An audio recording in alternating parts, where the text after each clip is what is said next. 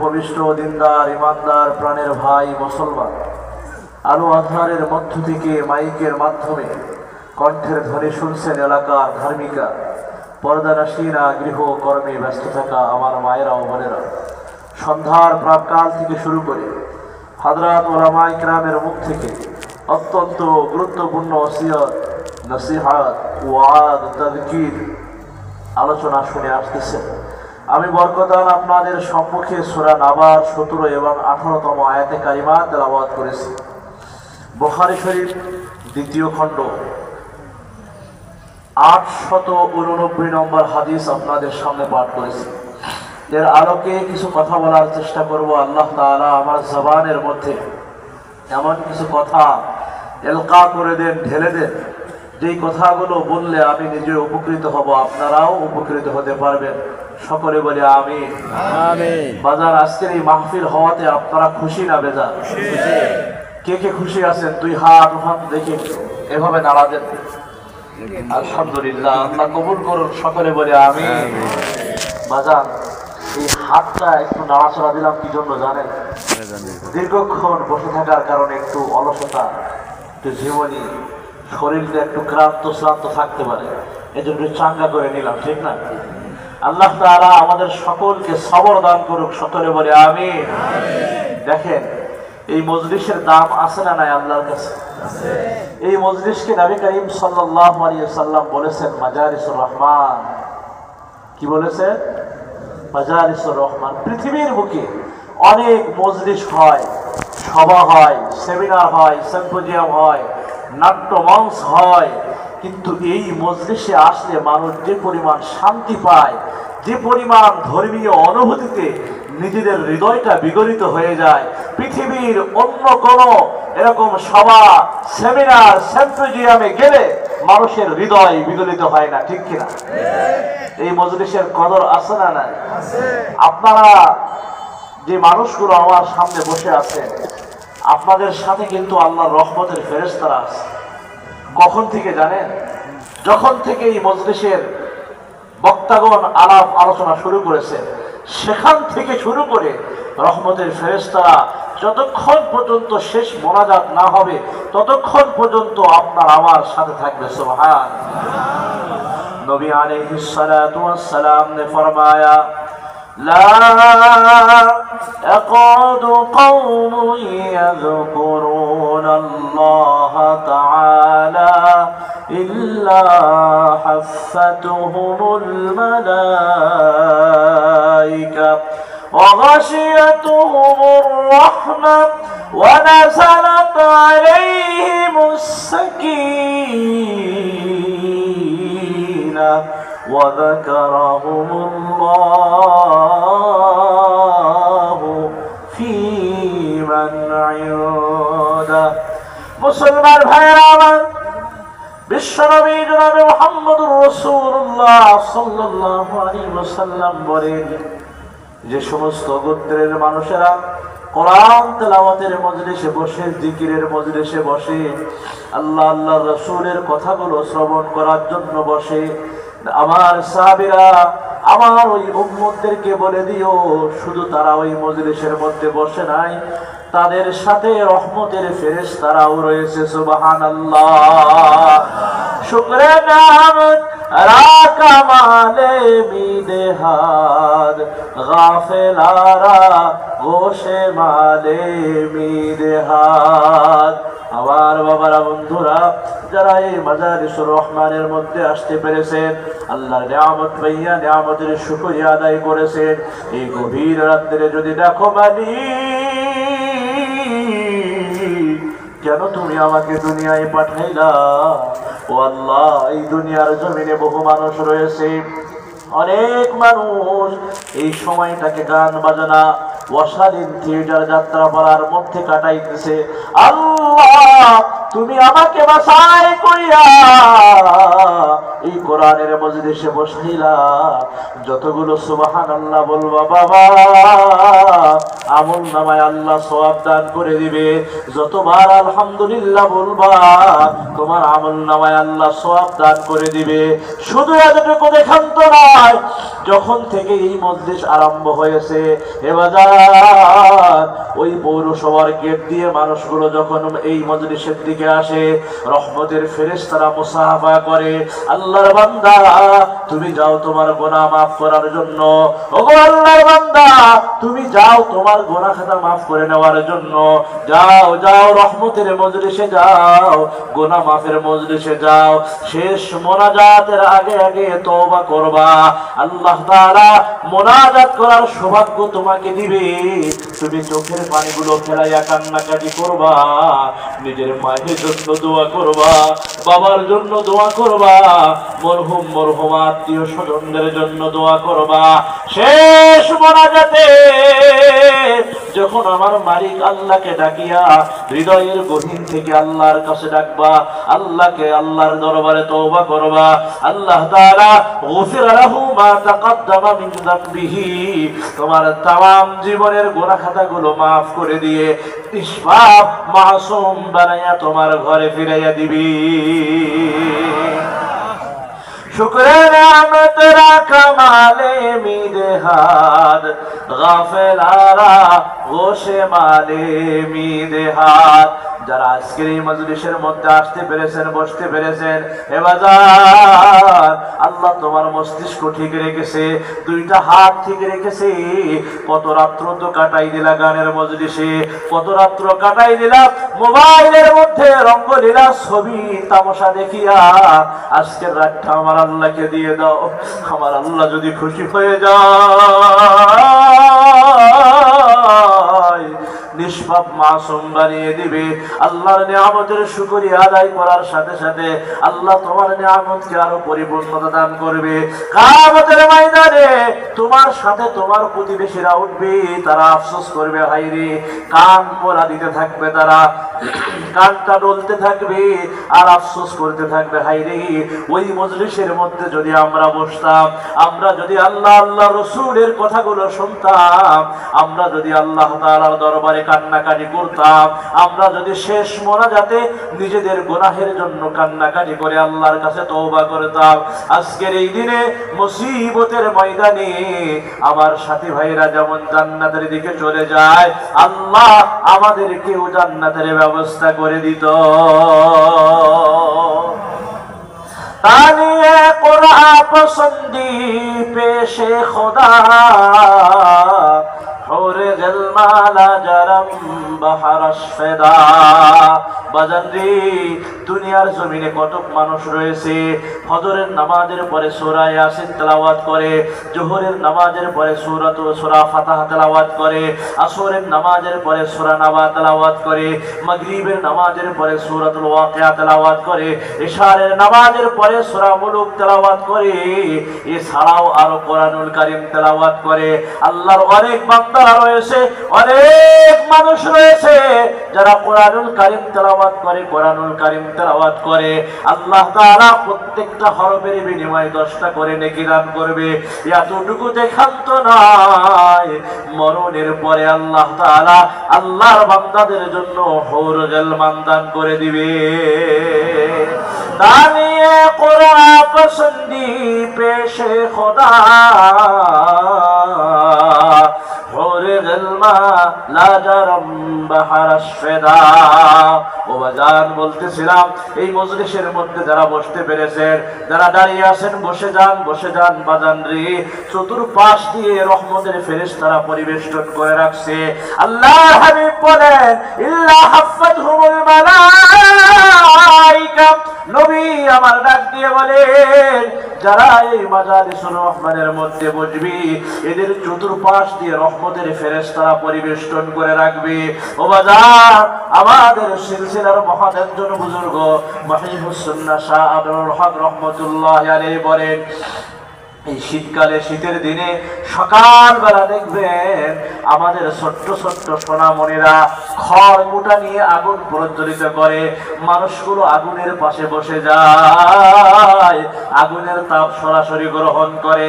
আর কিছু সংখ্যক মানুষ দূরে দাঁড়িয়ে দাঁড়িয়ে দেখে অমুক জায়গায় আগুন জ্বালানো হয়েছে, কিন্তু এরা চোখের দৃষ্টি দিয়ে দেখে, মাগার আগুনের তাপ ওরা গ্রহণ করতে পারে না।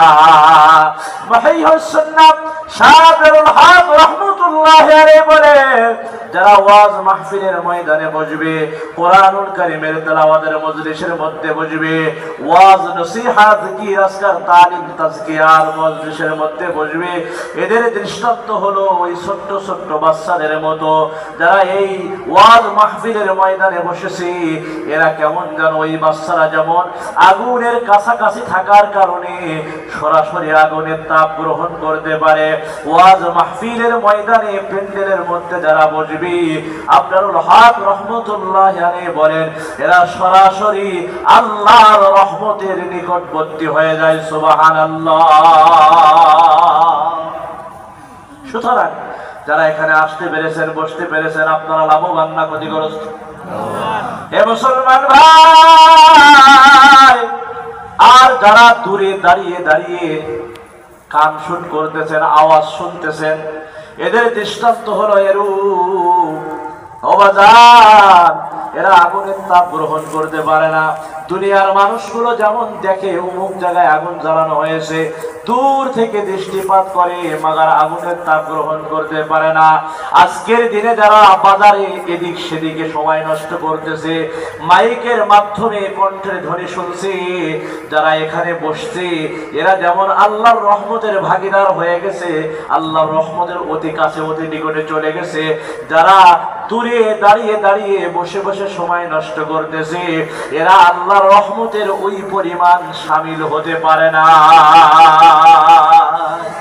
আমার মুসলমান ভাইরা, নবী আলাইহিস সালাতু ওয়াস সালাম ने फरमाया ইল্লা হাফাতহুমুল মালাইকা। আল্লাহর নবী বলেন যারা এই মজলিসের মধ্যে বসেছে, এদের চতুর্পাশ দিয়ে রহমতের ফেরেশতারা পরিবেষ্টন করে রেখেছে।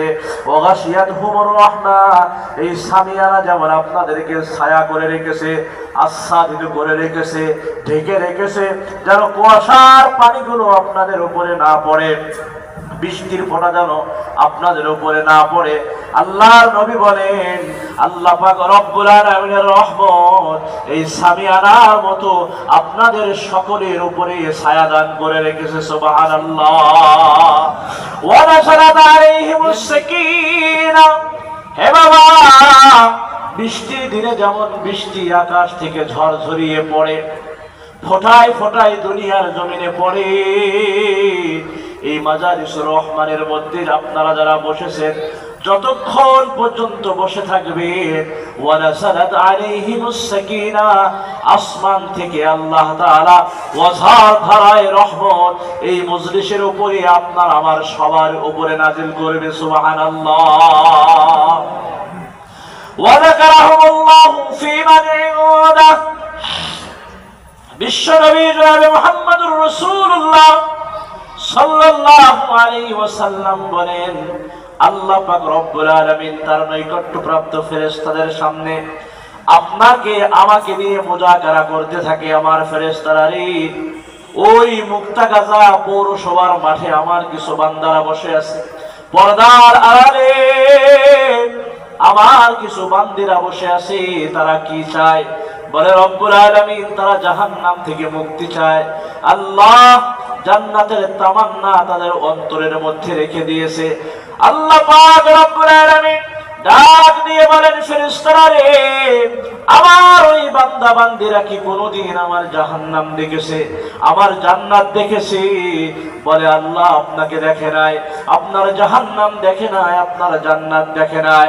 ও মালিক, আপনি দুনিয়ার জমিনে তাদেরকে সৃষ্টি করেছেন, ওলামায়ে কেরামের মুখ থেকে সুন্দর সুন্দর কথাগুলো তারা শ্রবণ করে, আল্লাহ আপনার নবীর হাদিসগুলো তারা শ্রবণ করে, কোরআনুল কারীম তারা তেলাওয়াত করে, কোরআনুল কারীম তারা পড়ে বুঝে জানে। আল্লাহ জাহান্নামের ভয়ে তারা কাঁদে, জান্নাতের তামান্না তাদের অন্তরের মধ্যে আছে।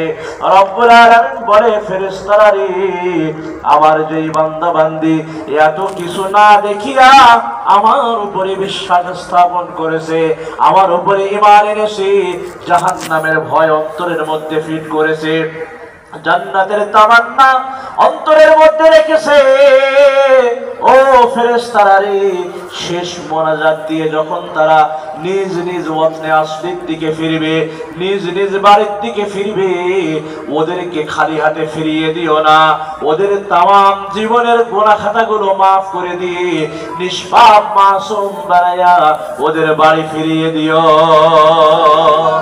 ও জাহানের মালিক তুমি তো জাহানের বাদশাহ, ও জাহানের মালিক তুমি তো জাহানের বাদশাহ, গাই গুণগান তুমি মহান তোমারই প্রশংসা। ঠিক কিনা? আমরা প্রশংসা করবো কার? আর জোরে বলেন কার? বাজার ওই আল্লাহ এখানে আসে না? আপনি আমি কি করি দেখে কি দেখে না? আর জোরে বলেন দেখে কি দেখে না? আল্লাহ রাব্বুল আলামিন কোরআনুল কারীমের মধ্যে ইরশাদ করতেছেন, ইন্না ইয়াউমাল ফাসলি কানা মিকাত।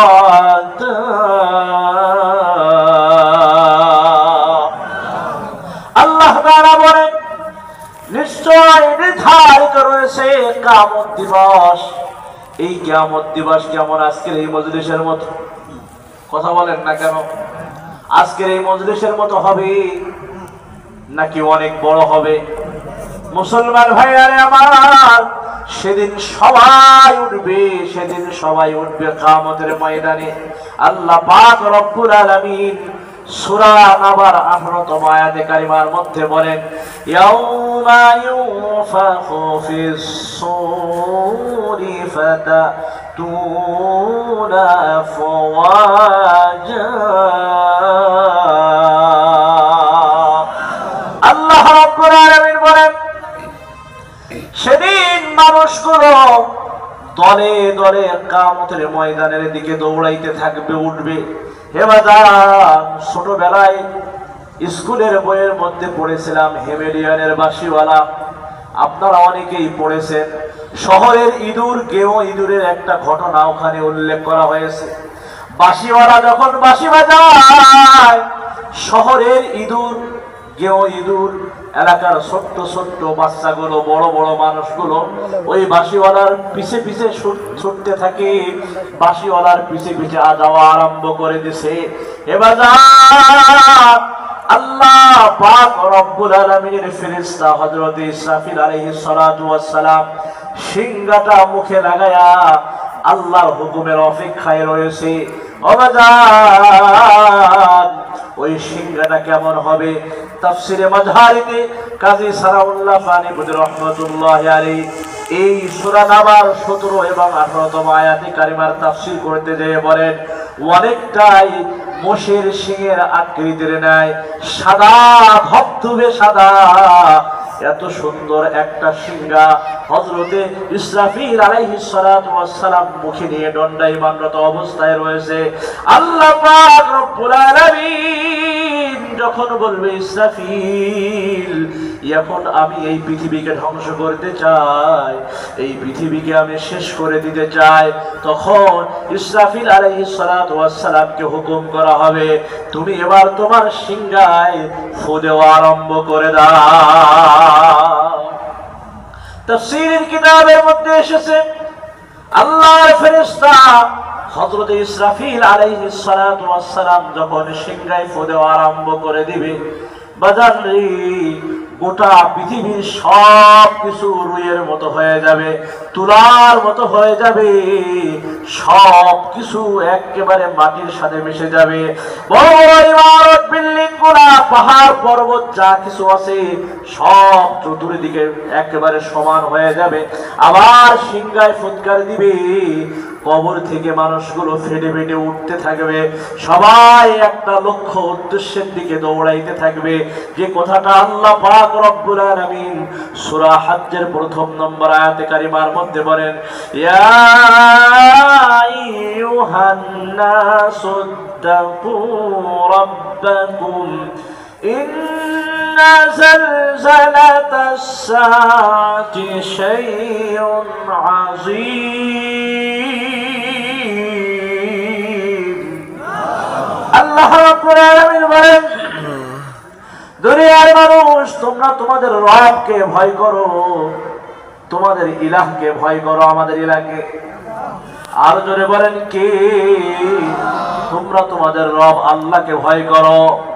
ইয়া আইয়ুহান নাসু তাকু রাব্বাকুম ইন্না জালজালাতাস সাআতি শাইউন আযীম। নিশ্চয় কিয়ামতের প্রকম্পন একটি ভয়ঙ্কর ব্যাপার। কেমন ভয়ঙ্কর হবে?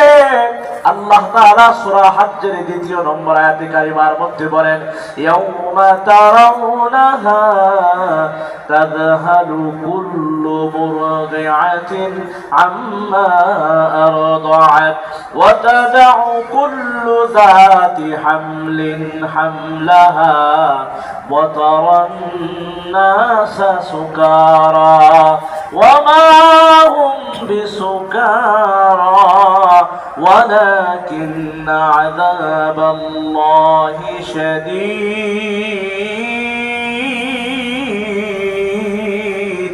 আল্লাহু আকবার বলেন। আল্লাহ রাব্বুল আলামিন বলেন, নবীজি সেদিন আপনি দেখবেন, প্রত্যক্ষ করবেন, দৃষ্টিপাত করবেন। ইয়াউমা তারাউনাহা তাযহালু কুল্লু মুরদিআতিন আম্মা আরদাআত। প্রত্যেক দুগ্ধধাত্রী মা তার দুধের সন্তানের কথা ভুলে যাবে। ও নবীজি আপনি মানুষদেরকে দেখবেন তারা পাগলের মতো, নেশাগ্রস্তের মতো।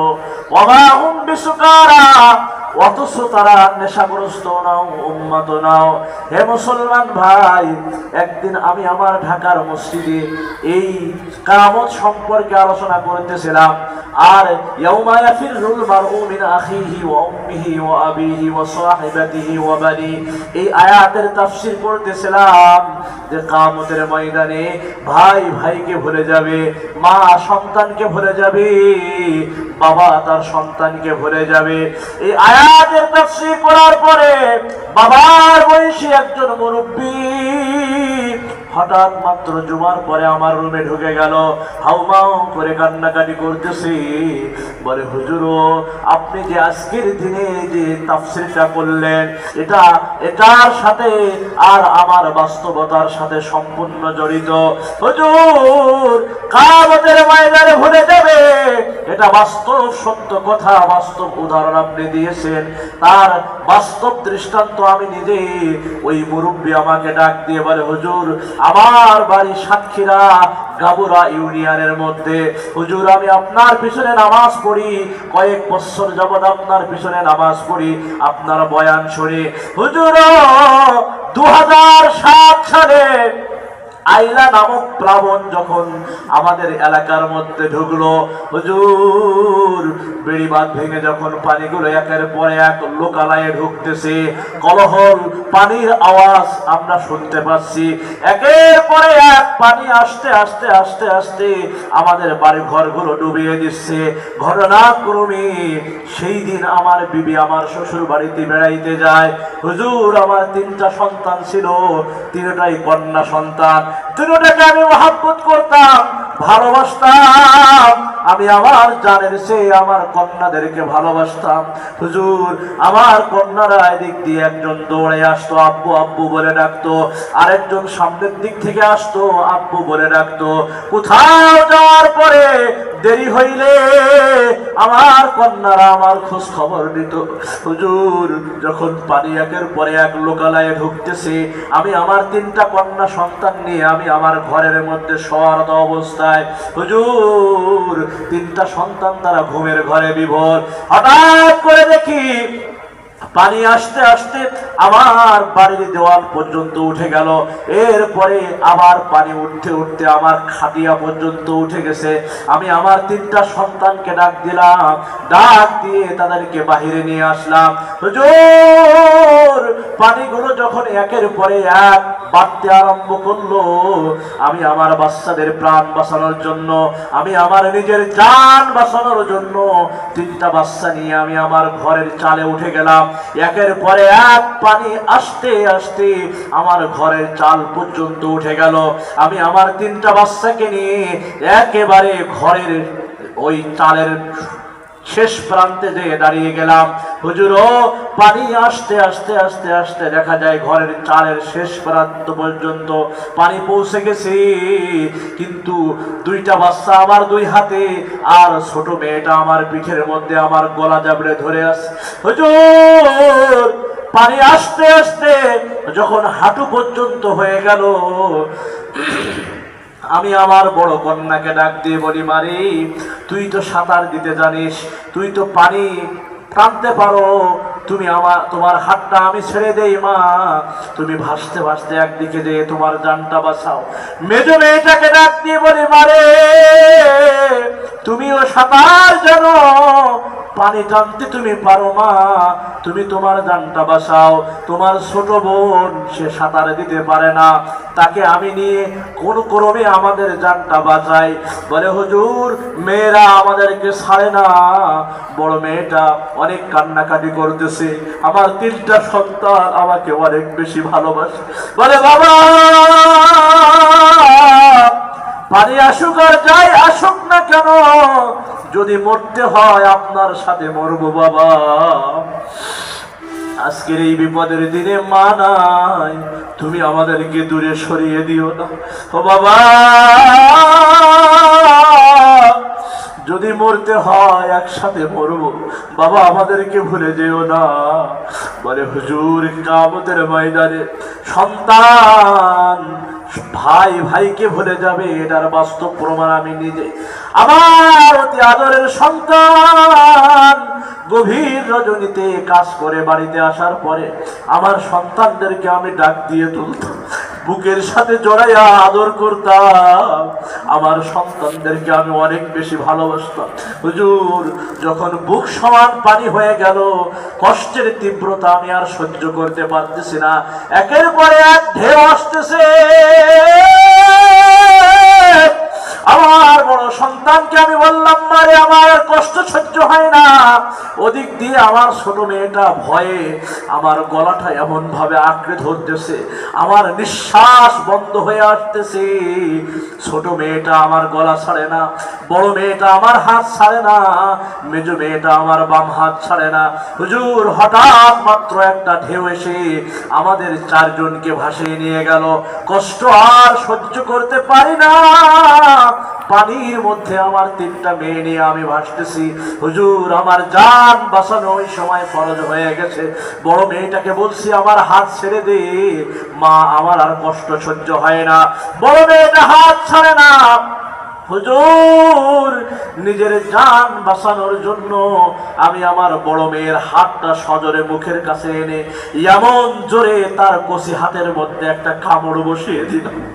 আমার মেয়েটা আমার হাত ছেড়ে দিল, বলল, বাবা গো, এই বিপদের সময় তুমি আমাদেরকে ভুলে গেলা।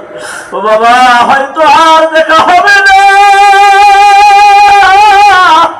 এভাবে আওয়াজটা শুধু তার মুখ দিয়ে একবার শুনলাম, তাকিয়ে দেখলাম আমার ওই বড় মেয়েটাকে আর দেখা যায় না। হুজুর, কষ্ট আর সহ্য হয় না, কষ্ট সহ্য করতে পারি না। মেজ মেয়েটাকে বলি, পারে, তুই আমার হাতটা ছেড়ে দে, তুই তোর মতো পথ দেখ, আমার কষ্ট আর সহ্য হচ্ছে না। ও বাজার, ওই মুরব্বী আমাকে ডাক দিয়ে বলে, হুজুর, এই কষ্ট আমি আর সহ্য করতে পারলাম না। আমার মেজু মেয়েটাকেও তার হাতটা আমি মুখের কাছে নিয়ে আসলাম, সজোরে মেয়েটার হাতের মধ্যে আমি কামড় বসিয়ে দিলাম। মেয়েটা কি আওয়াজ দিল, বাবা, এই বিপদের দিনে আমাদের মা আমাদের কাছে নয়, বাবা বড় বোনটাকে যেমন তুমি পৃথক করে দিলা, বাবা তুমি কি আমাকে চিরজনমের মতো বিদায় করে দিবা? ও বাজান, ওই মেয়েটাও হাত থেকে সরে গেল। এখন ছোট মেয়েটা দেখতেছে বড় বোনকে বাবা দূরে সরাই দিছে, ছোট মেজ বোনকে বাবা দূরে সরাই দিছে। আমাকেও তো মনে হয় বাবা এই বিপদ মুহূর্তে ছেড়ে দিবে। ছোট্ট বাচ্চা ডাক দিয়ে বলে, হুজুর আমি আমার মেয়েকে সবচেয়ে বেশি ভালোবাসতাম, ছোট মেয়েটাকে। ও আমার বুকের উপরে ঘুমাইতো, এত বেশি তাকে আমি ভালোবাসতাম, তাকে ছাড়া আমি কিছুই বুঝতাম না। হুজুর কষ্টের তীব্রতার সহ্য হয় না। ও বাজার, দুনিয়ার জমিনে যারা বাবা হয়েছেন, যারা নিজের কন্যা সন্তানকে বিবাহ দিয়েছেন, আরেকজনের ঘরের পুত্র বধূ বানিয়ে দিয়েছেন, ওই মেয়েটা যখন আপনার বাড়ি থেকে নিয়ে যায়, ওই মেয়েটা যখন আপনার বাড়ি থেকে তার শ্বশুর বাড়িতে চলে যায়, তখন কিন্তু ওই বাবা নামক বৃক্ষটার কলিজা খান খান হয়ে যায়, ঠিক কিনা?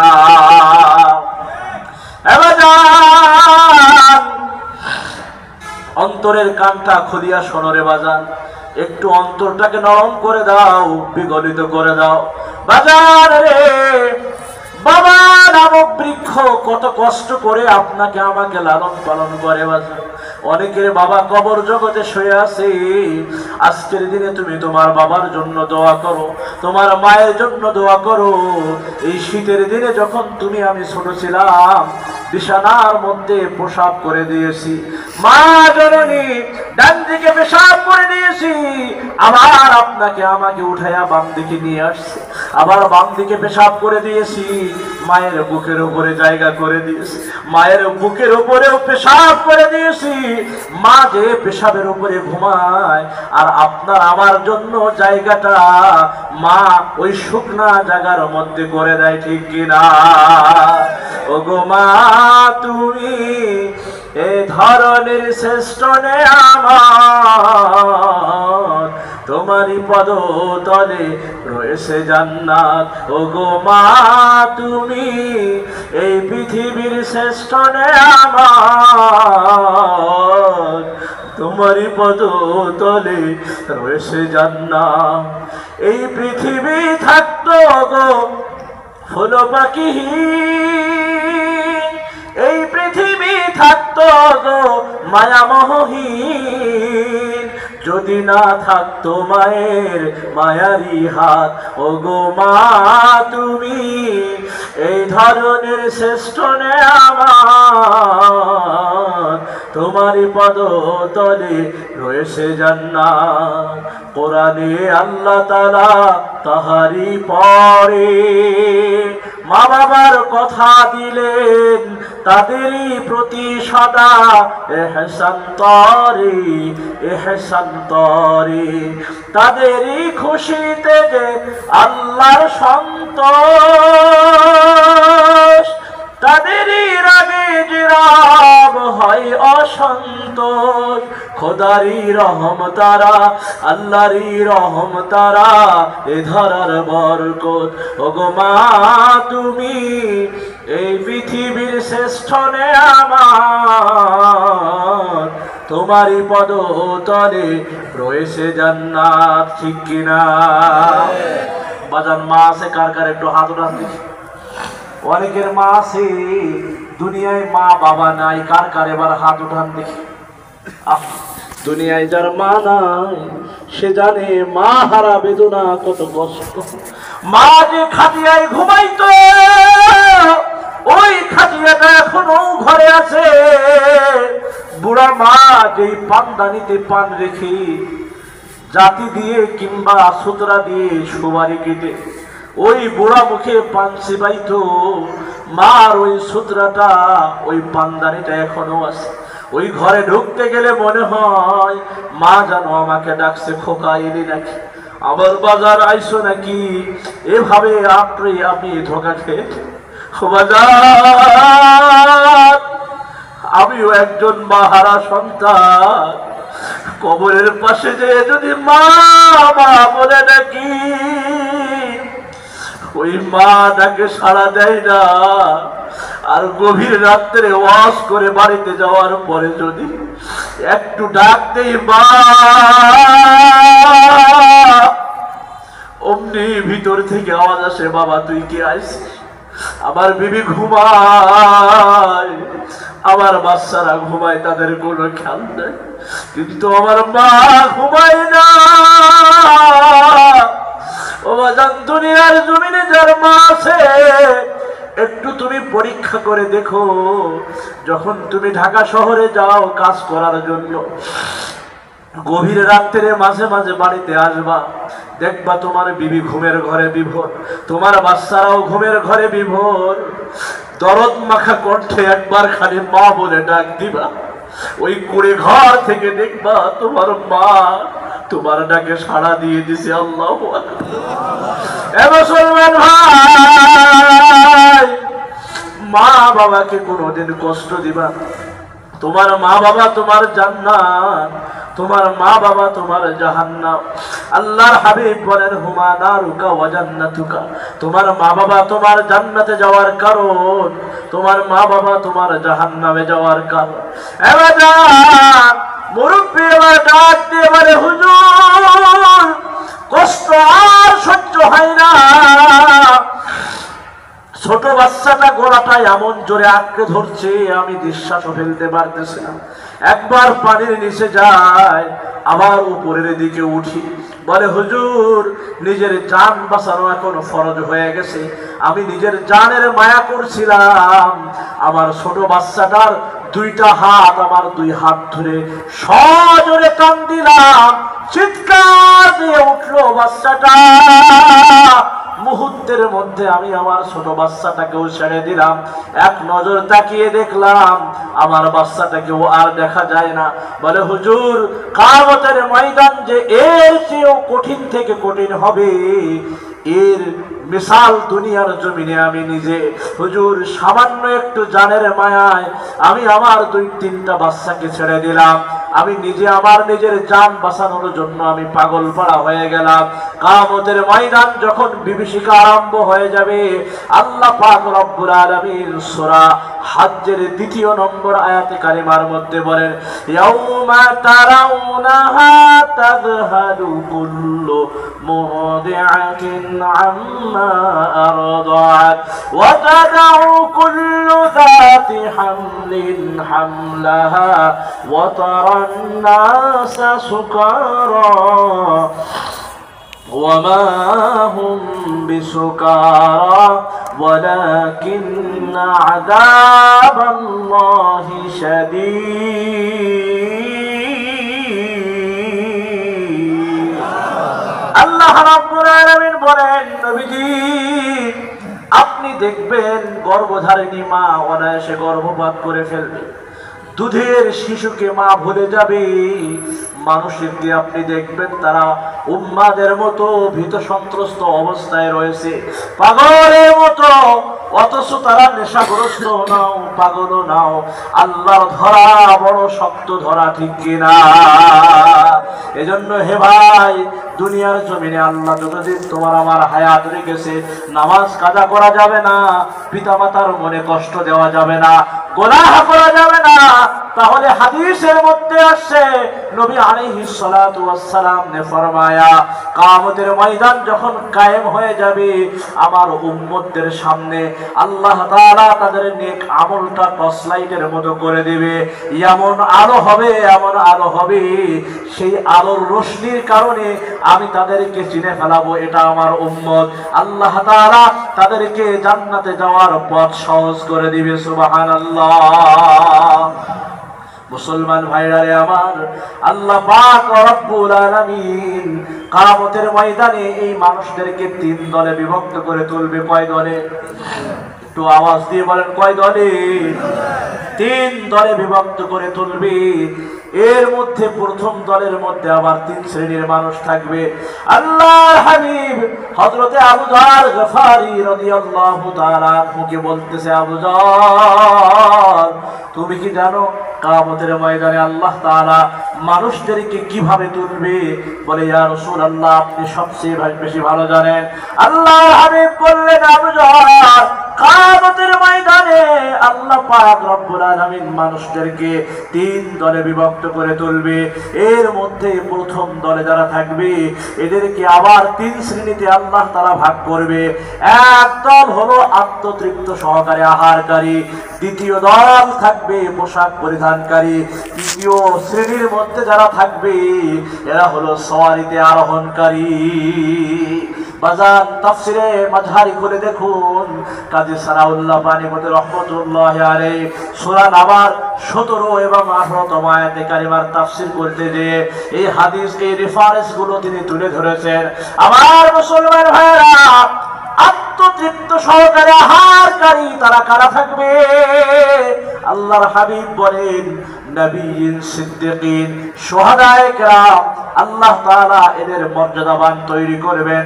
কারণ নবীরা আল্লাহর পক্ষ থেকে প্রেরিত বার্তাবাহক, শহীদগণ আল্লাহর সন্তুষ্টির জন্য তারা দুনিয়ার জমিনে জীবন দান করেছে, আর দুনিয়ার জমিনে যারা নেক আমল করেছে। এরপরে এক শ্রেণীর মানুষ থাকবে তারা পোশাক পরিধানকারী, আর অধিকাংশ মানুষগুলো উলঙ্গরত অবস্থায় থাকবে। আল্লাহর হাবিব একবার কিয়ামতের বিভীষিকা সম্পর্কে আলোচনা করতেছেন। মা আয়েশা সিদ্দিকা রাদিয়াল্লাহু তাআলা আনহা ডাক দিয়ে বলেন, ইয়া রাসূলুল্লাহ, কিয়ামতের ময়দানে মুসিবতের দিনে যদি আমরা উঠি, ওগো আল্লাহর হাবিব, মানুষ কি আমাদেরকে দেখবে না? আমরা যদি উলঙ্গরত অবস্থায় উঠতে থাকি, নবীজি, মানুষ কি আমাদেরকে দেখবে না? আমাদেরকে লজ্জা লাগবে না? আল্লাহর হাবিব বললেন, আয়েশা, কিয়ামতের বিভীষিকা যখন আরম্ভ হয়ে যাবে, তুমি আয়েশা কোন দিকে গেলা, মানুষের সেই চিন্তা চেতনা থাকবে না, কার গায়ের মধ্যে পোশাক রয়েছে আর কার শরীরের মধ্যে পোশাক নাই, এই চিন্তা চেতনা মানুষের ভিতরে থাকবে না। ইয়া আইয়ুহান নাসু তাকু রাব্বাকুম ইন্না সালসালাতাস সাআতি শাইউন আযীম।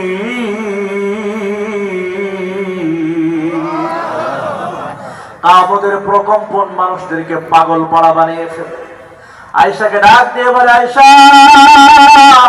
সেদিন আল্লাহ তাআলা কিছু কিছু মানুষদেরকে সম্মানের পোশাক পরিধান করিয়ে দিবে। আমি মুহাম্মদুর রাসূলুল্লাহ, আমাকে আল্লাহ তাআলা সম্মানের পোশাক পরিধান করিয়ে দিবে। নবী ইব্রাহিম আলাইহিস সালাতু ওয়াস সালাম, তাকে আল্লাহ তাআলা সম্মানের পোশাক পরিধান করিয়ে দিবে। আর তাদেরকে আল্লাহ তাআলা সওয়ারির উপরে আরোহণ করাবে। আমি মুহাম্মদুর রাসূলুল্লাহ, আমাকে আল্লাহ তাআলা সওয়ারির উপরে আরোহণ করাবে। নবী ইব্রাহিম আলাইহিস সালাতু ওয়াস সালাম সহকারে জলিলুল কদর কিছু নবীদেরকে আল্লাহ তাআলা সওয়ারির উপরে আরোহণ করায়া কিয়ামতের ময়দানে আল্লাহর আদালতে হাজির করাবে। সুবহানাল্লাহ।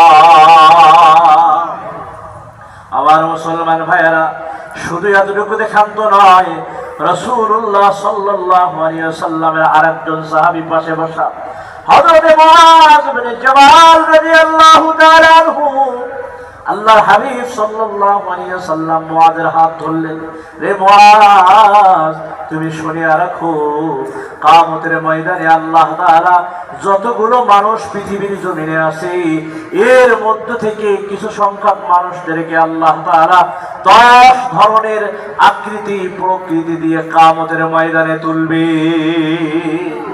কয় ধরনের আকৃতি? সবাই বলেন কয় ধরনের? একটুখানি হাত উঠিয়ে দেন। এটা 5, এটা 5, একটু নাড়াচাড়া দেন। তাহলে কয় ধরনের আকৃতি দিয়ে তুলবে? আপনার আমার মতো মানুষদেরকে কত ধরনের আকৃতি দিয়ে তুলবে?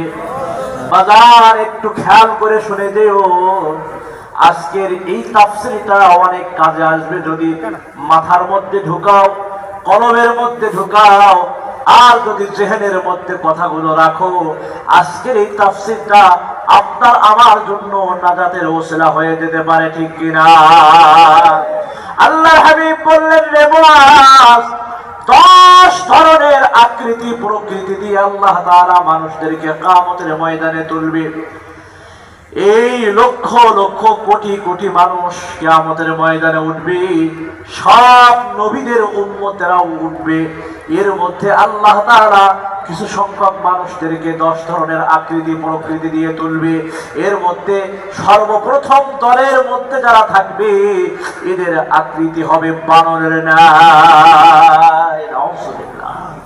এবার কত সুন্দর অবয়ব গঠন করোনায় আল্লাহ তাআলা দিয়েছে। একজনের চেহারার দিকে তাকাইলে আরেকজনের মায়া লাগে কি লাগে না? সন্তান নামক নিয়ামত যখন দুনিয়ার জমিনে আসে, মায়ের কলবের মধ্যে আল্লাহ মায়া তৈরি করে দেয়, বাবার কলবের মধ্যে আল্লাহ মায়া তৈরি করে দেয়। এজন্য মা বাবা সন্তানকে ভোলে না। যখন সন্তান ধীরে ধীরে বড় হয়, মা বাবা বয়োবৃদ্ধ হয়ে যায়, সন্তানের কলবের মধ্যে মা বাবার প্রতি মহব্বত তৈরি করে দেয় কি? একের পরে এক মায়া তৈরি হয়ে যায়। বাদাম দুনিয়ার জমিনে যারা চুগলখড়ি করত, গীবত শেখায়েত করত, পরোক্ষ নিন্দা করত, মানুষের দোষ নিয়ে আলাপ আলোচনা করত, সমালোচনা করত, এদেরকে আল্লাহ তাআলা কিয়ামতের ময়দানে বানরের আকৃতি বানায়া আল্লাহর আদালতে হাজির করাবে। এমন মানুষ আমাদের সমাজে আছে না নাই? সকাল বেলা ঘুম থেকে উঠে ব্রাশ করতে করতে পৌরসভার সামনে চলে আসে, চায়ের দোকানে বসে মুখটা কোনো মতে ধুইয়া এক কাপ চা নেয়, একটা বিস্কুট নেয়। অমুকের ছেলে এই কাজ করছে, অমুকের মেয়ে এই কাজ করছে, অমুকে এই কাজ করছে, তুমুকে এই কাজ করছে। এমন গীবত শেখায়েত আমাদের সমাজে আছে না না? গীবত করা মানুষগুলো সবচেয়ে বেশি ভয়ঙ্কর। ছড়িয়ে যাক ভালোবাসা প্রাণ থেকে প্রাণ পরস্পর। গীবত করা মানুষগুলো সবচেয়ে বেশি ভয়ঙ্কর। ছড়িয়ে যাক ভালোবাসা প্রাণ থেকে প্রাণ পরস্পর। মুসলমান ভাইরা আমার, কোরআনুল কারীমে সূরা হুজরাতের 12 নম্বর আয়াতে কারিমার মধ্যে আল্লাহ তাআলা বলেন, ইয়া আইয়ুহাল্লাযীনা আমানু ইজতানিবু কাসীরাম মিনাজ-যন্ন। আল্লাহ তাআলা বলেন, হে ঈমানদারেরা, তোমরা কত ধারণা থেকে বেঁচে থাকো। ধারণা করবে না, বদগুমানি করবে না। ওয়ালা তাজাসসু ওয়ালা ইয়াগতাব বা'দুকুম বা'দা। একে অপরের পিছনে দোষ তালাশ করবে না, গীবত শেখায়েত করবে না, পরোক্ষ নিন্দা করবে না। আল্লাহ পাক রব্বুল আলামিন বলেন, ইন্না বা'দায-যন্নি, কত ধারণা রয়েছে গুনাহ, এজন্য ধারণা করা যাবে, গীবত শেখায়েত করা যাবে, পরোক্ষ নিন্দা করা যাবে। যদি যারা করবে তাদের